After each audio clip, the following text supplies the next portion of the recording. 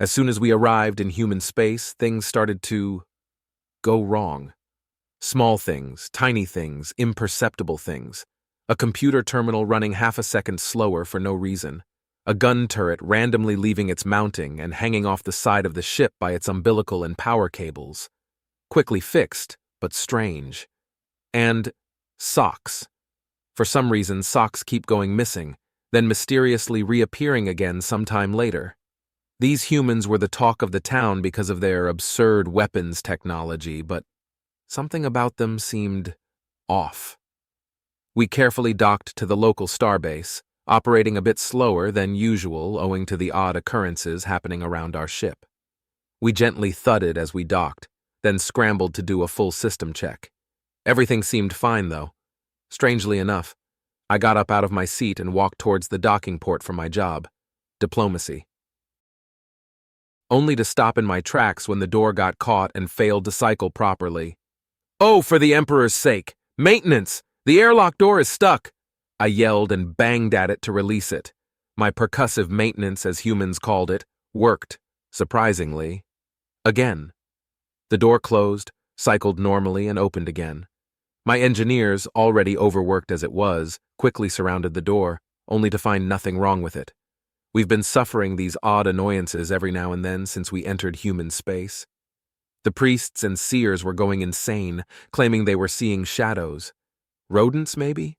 Vermin? I shook my head and left the ship, meeting with the human diplomatic corps on the station. My God, what a long trip, I idly said to myself. "Trouble, Master Gargaris?" The human diplomat Todd said as he held out his hand in greeting. "No, just odd occurrences. No issue during transit. Just strangeness." I shook his hand in greeting. "Care to explain?" he asked. "It's not important. Probably poor construction at the dockyard that wasn't inspected properly. We will sort it out," I said. "Ow! The Gatheren!" came a noise from the airlock, followed by an angered slam. Oh, your dudes seem a bit preoccupied. Think you need reinforcements at all? We got a few engineers to spare. Maybe they can help," he said. Before I could voice an opinion, he let out a shrill noise from his lips, what the humans called a whistle, and a dozen human engineers and service technicians immediately swarmed into the ship. "Well, thank you. I think it may allow my own men to rest. We haven't had any time to relax since we entered your space." I walked with him to the office we would share for the next week. "So, to business first?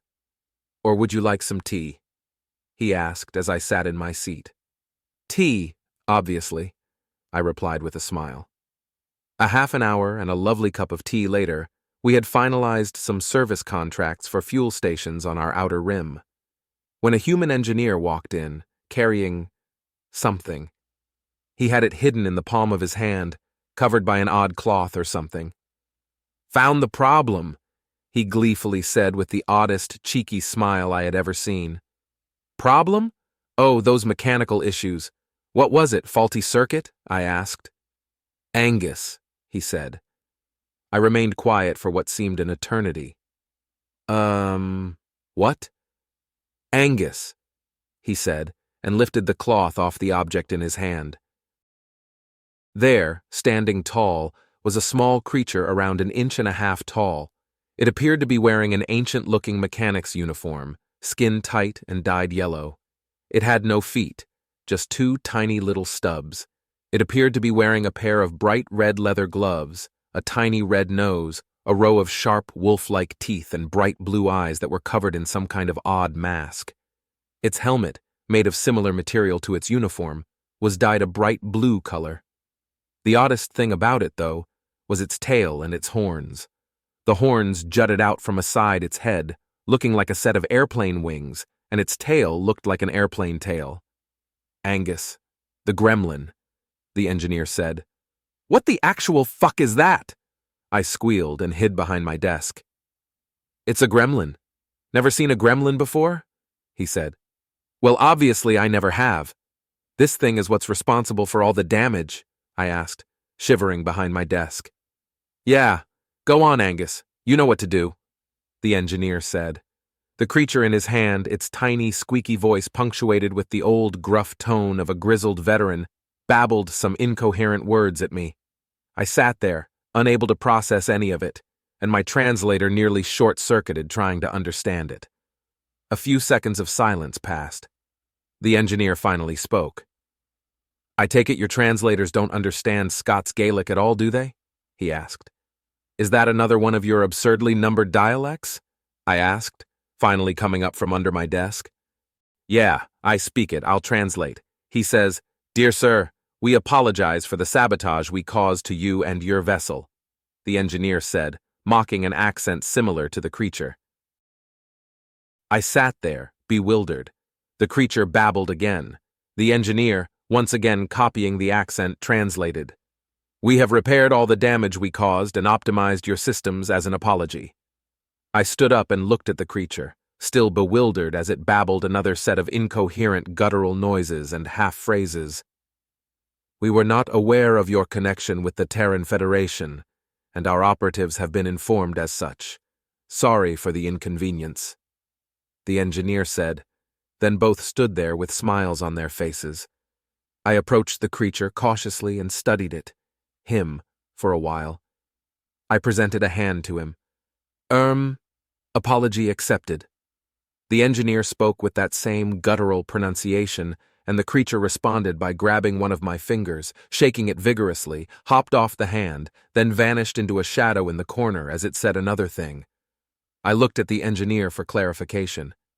He said, "Cheers, mate, tiffin time," and said another sorry about the door. "What in absolute oblivion is a gremlin? And more importantly, why are they working for you? Why did they sabotage my ship?" I asked. A gremlin is a supposedly mythological creature of Gaelic or Scottish origin, which is a subspecies of the creature known as a brunide, brownie, or house elf. Turns out they ain't mythological creatures, just anomalous entities sharing the same plane of existence. And yes, they do work for us mostly, the engineer replied. I blinked.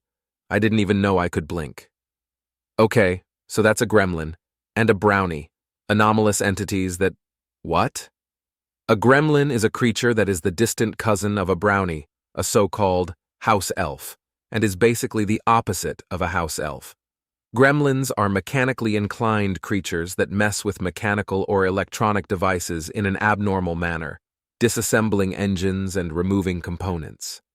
Sometimes it's malicious, sometimes it's playful, sometimes it's just to see what a thing is, Todd said.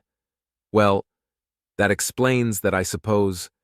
What? I couldn't really formulate any words. Here's the short story. Years ago, talking about pre-FTL here, one of the United States aircraft carriers was on patrol. They kept having weird mechanical faults on the ship. Random failures, odd short circuits, peculiar failures.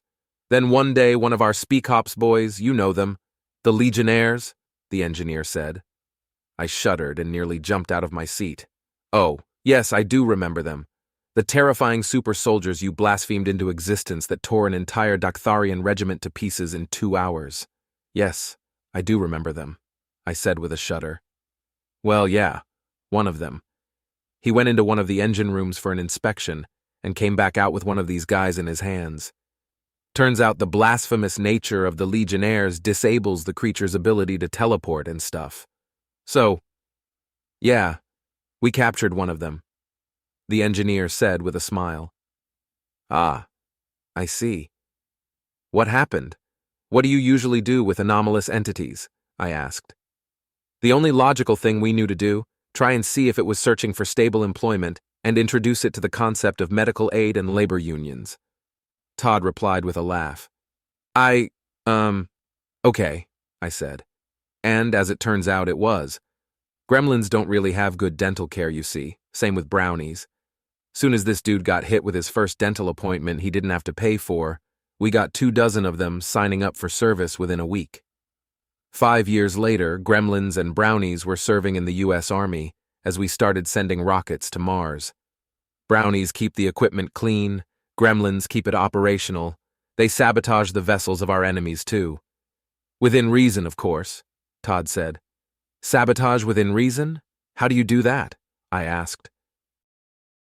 Small things, jamming doors, broken consoles, a cable here, a pipe there, just a rattle and a rave to keep engineers occupied, exhausting them mentally and physically. We have strict orders and agreements with them to never mess with ship reactors or any kind of life support systems. We made that perfectly clear when we started this whole thing, the engineer said in turn. Okay, wait. Firstly, you humans encounter some odd creatures that slip between universes and stuff. Then you offer them dental care and suddenly they work for you? And these creatures Asian teleport out into the void of space and sabotage any vessel they encounter? And they work for you? I asked, my voice creaky and breaking from the surprise. The two men stared at each other for a bit, shrugged, and said, "Well, yeah." I thought for a moment. I shrugged. Meh. Meh? That's all you got, they both said. Well, the Legionnaires. The giant planet cannon you made. Then the huge starfleet you guys have that outnumbers us 10 to 1. Then the massive arsenal of nuclear weapons.